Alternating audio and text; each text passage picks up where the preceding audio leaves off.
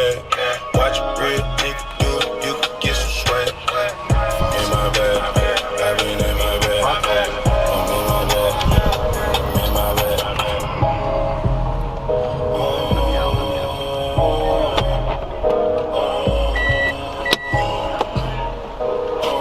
Just trying to get out. Fucked up the car right here. Yeah, hold up.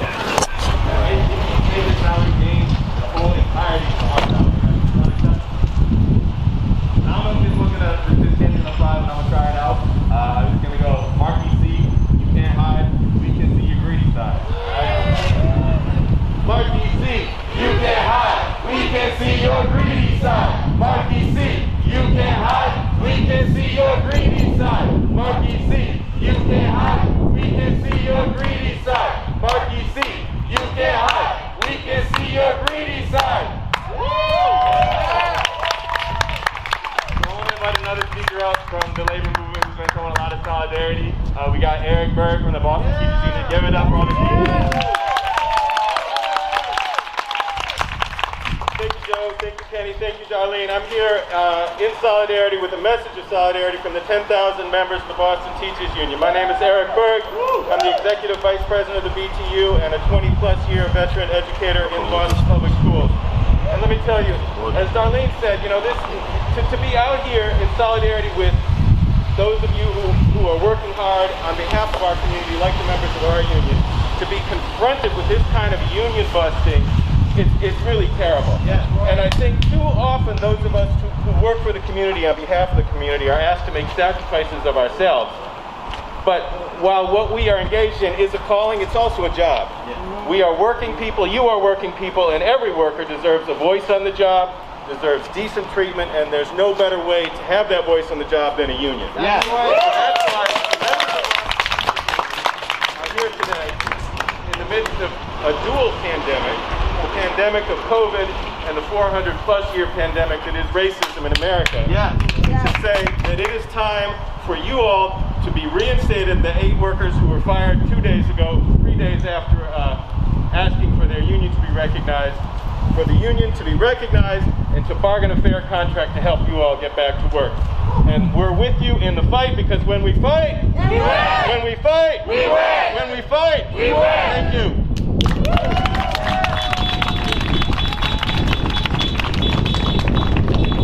Thank you so much to Eric and to all of the Boston Teachers Union members. We're there in solidarity with the BTU as well, because we know it's not just about the contract for us as workers. So we do this work for the students, right? Yeah. And we know that by empowering the workers who work with the students, our students get a better experience. And that's what we want.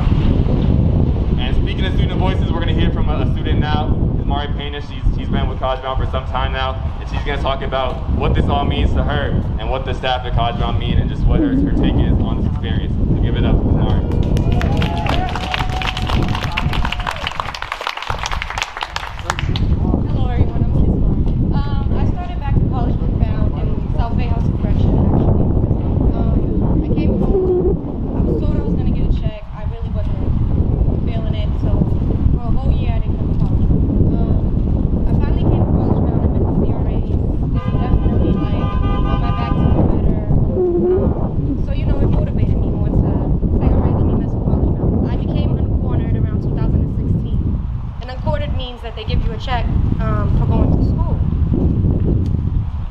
After 6 months, you know, they did stories on my life and this and that, and out of my whole story that I told, they took out one part, and it was about prostitution, and they put that all over the place, the newspaper, on my picture, literally everywhere. I don't mind telling my story, but why out of everything you took that part out?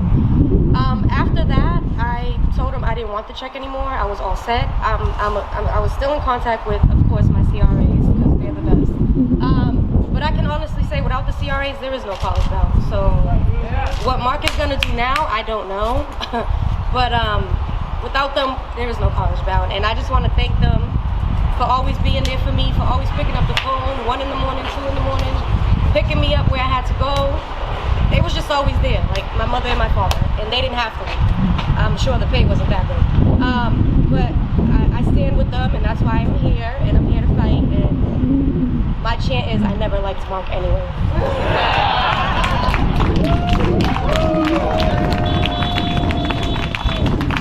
Thank you. Give it up again for Kismari. And just real quick, I want to touch on the fact that I know there's some people who want to push back against us characterizing this as racist, right? But it is, and we have to name that. Yeah. Because it's not just about, I don't know what's in Mark's heart, and it doesn't really matter what's in Mark's heart. Because if you look at the facts of this organization, at the bottom, the people who are working nights, weekends, whenever students call, they're working for the students tirelessly. It's all the black staff. Yeah. We make $40,000 a year, if that, right? And at the top, you have a white man who's making almost $200,000 per year. And when those staff who are black are trying to stand up and have a voice at the job, every time he smacks us down. And that's racism. It doesn't matter what's in his heart. That's racism in effect. That's institutional in the organization. It's racism. It needs to change. I'm gonna light up another speaker. My brother, Ilson. Over here. Oh, there you go, Ilson. Ilson. Come on, Bramilda. Come join us. Come join us. We also got staff, you know, who we've had to fight for before, right?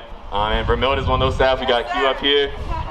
I'll tell you the story after this. I'm gonna let Ilson speak. I'll tell y'all the story. But Ilson he's been a teacher in CRA at College Bound for 3 years, and he also was laid off with 8 of us on Friday.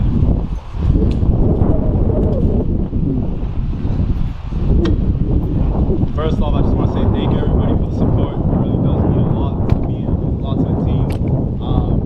I just want to kind of give a little perspective on my experience and what led me to work here at College Bound Dorchester, and just a little bit about myself.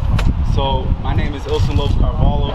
I've worked at College Bound Dorchester for the last 3 years. I was initially hired as a hybrid. I was an instructor, English instructor, and a college readiness advisor. So I had the opportunity to teach students and work with students within the classroom, but also outside of the classroom. So for me, growing up in Dorchester as a Cape Verdean, first generation in this country, it's meant a lot to me. It's kind of shaped me who I am today. Given that we live in a community surrounded by many, nationalities, a lot of Cape Verdeans, and just different a lot of diverse cultures, religions, and backgrounds. So for me, being somebody who grew up in Dorchester, seeing poverty, seeing violence, seeing drugs on every corner or most corners, I knew that there had to be something done about this community. There's a lot of great things, but we had a lot of work to get done. So for me, my success didn't mean much unless I came back to the community and brought it forward, brought it back to the youth. So that's what brought me here to College Bound Dorchester. Now, we all know about systemic racism. It goes from the top and it affects us all at the bottom, right? So pretty much, I knew that education is definitely one of the ways to dismantle systemic racism. So every time that I'm in the classroom with my students, I try to remind them the importance of getting that degree, getting that high set, getting that diploma, whatever it is, because that's gonna make us one step closer to defeating systemic racism. What Mark has done here is it's ridiculous.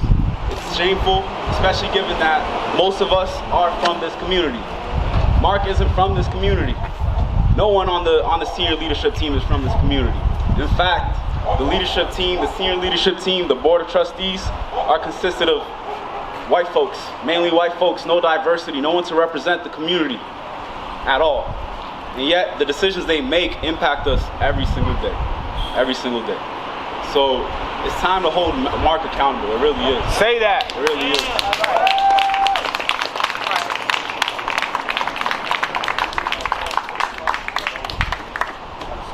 So about a few months ago, they presented some principles, guidelines that College Bound Dorchester likes to pride themselves on. I'll read some of them off for you. There's 5 principles: love, curiosity, humility, relentlessness, and trust. Those are powerful words, and they are important. It's important to have those type of guidelines in life, but it's also important to back it up. You can't just preach it and not back it up. That's not what we do. That's not who we are. So Mark, there's definitely going to be some consequences for that.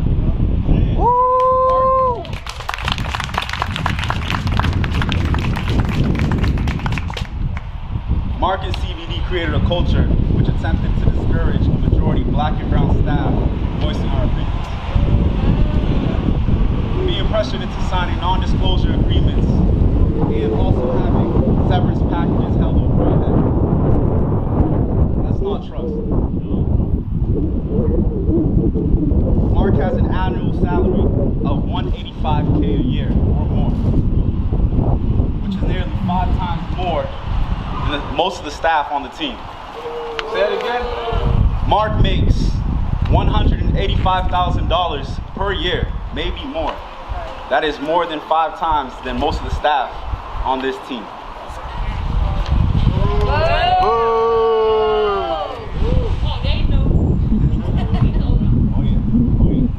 That's not humility. That's not humility. That's greed. Decisions from the organizations that impact the black and brown people of our community are made by a leadership team and board of trustees that do not have proper representation from our community and extremely lacks racial diversity. That's not curiosity. In fact, that is a prime example of systemic racism and misdistribution of power. Yes. Fact.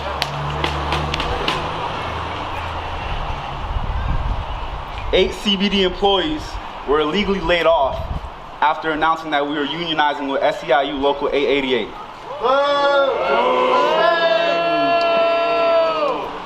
That's not love. We've given a bunch of examples today, guys. That's control. College Bound needs to be held accountable. Mark needs to be held accountable. And change is coming. Not only is this important for us in College Bound Dorchester, it's important for the future.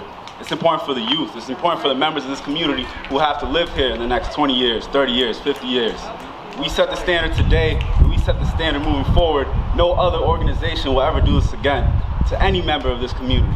We know College Bound is not the only organization. We know there's more out there. The world.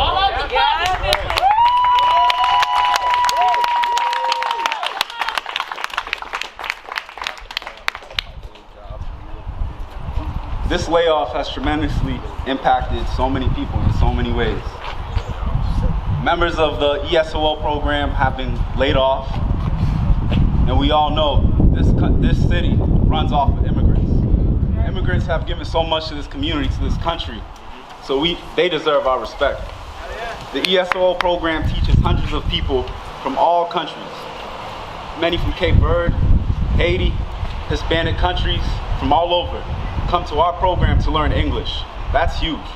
That right there will change a family forever, just learning English and passing it on to the next generation.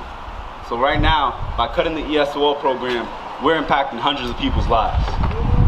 We're impacting generations of lives. The Foundations program was cut, the HiSET program, which helps students who've been out of school for a very long time achieve their HiSET or GED. By cutting that program, we're leaving students in the dark. Those same students who have been left behind by the education system. So all of Mark's actions, all of College Bound's actions not only impacts people from this community, but it impacts people to come for the future. So I really do ask you guys, please continue to support, please spread the word. There's a lot of ways that we can help. And definitely blow Mark's phone up. We got his phone number, we got his email, hold him accountable.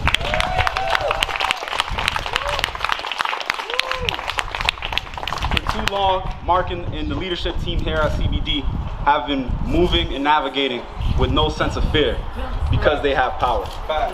It's time to dismantle power, guys. It's time to dismantle power.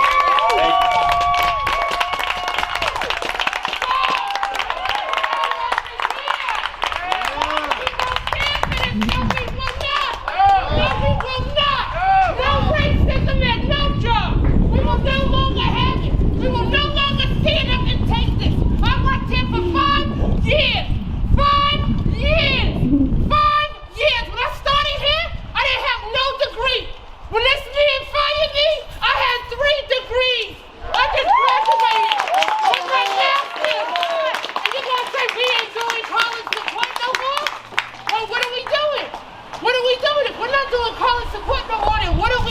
Talk to him.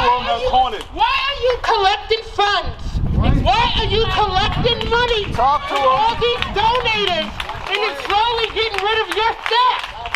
What are you planning to do, cash out? What are you planning to do? So we're not having this. I'm not having this. Yeah, I sat back quietly for 6 months. But guess what? Let me take this off. Excuse me. Y'all can say I ain't practicing Corona. You can say whatever you want. But you know what? I'm going to die for my cause.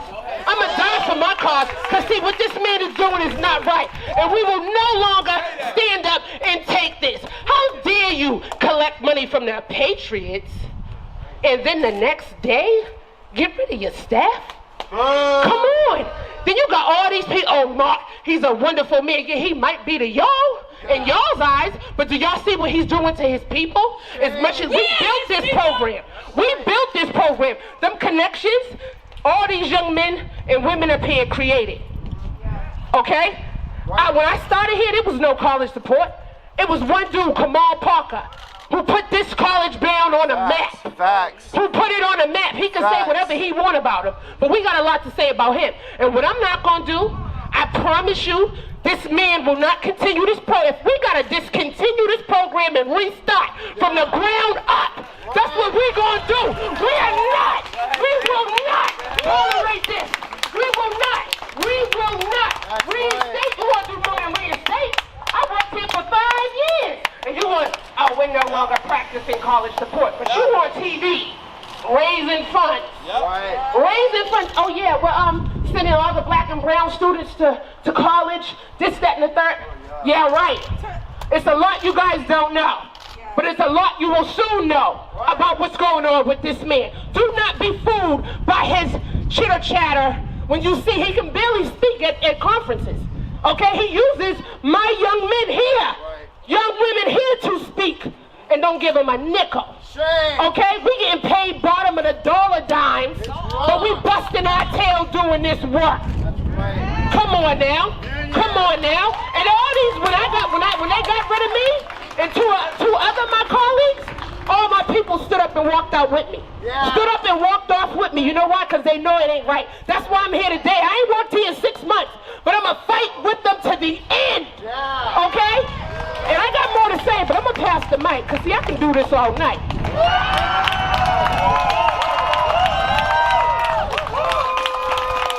Give it up to Sherelle one more time, and Nelson too. You're right, it's a pattern of disrespect is what we're saying. In January, 3 of our team, 3 of our outspoken leaders at our job were laid off. And we signed a letter to Mark saying that he needed to reinstate those workers, and we walked out of our staff meeting. And we weren't unionized then. We weren't ready to really take the full stand we needed to, but we're ready now, and we're not going away. And so when we say it's a long pattern of disrespect, this is the culmination of a lot of experience, right? And I want to give the mic to somebody who has been in the organization for a while and has been in some of these rooms where there's these conversations about changing the organization, and he can help us understand why we had to take the step to unionize and do what we're doing today. So.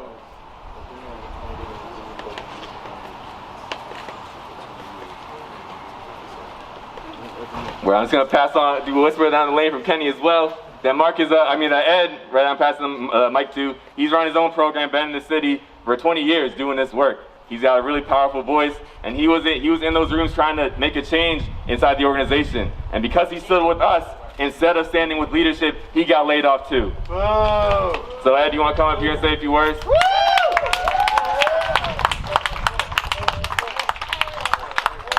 Ed and Ned. Again, thank you, folks. I'm an old timer, the old white guy in the neighborhood right here. I'm from Dorchester, down the street.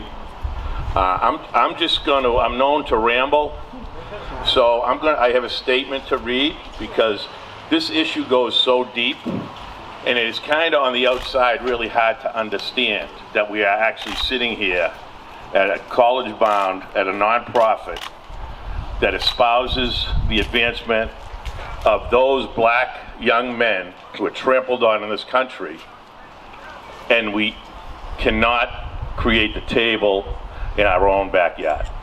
So let me just get started. And it's going to be a couple of minutes, okay? But I go deep. This has been my life.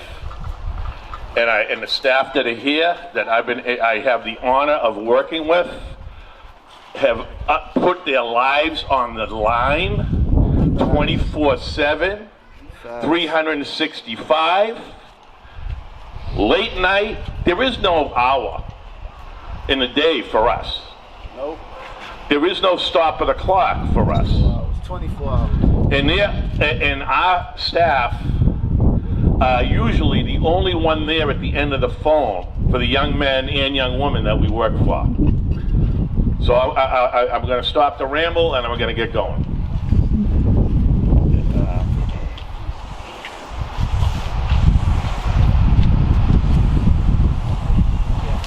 The feeling of I don't belong here on the basis of my race is the underpinning of racism, and the injustice that feeling represents leads to the need for civil rights protections that spring from that simple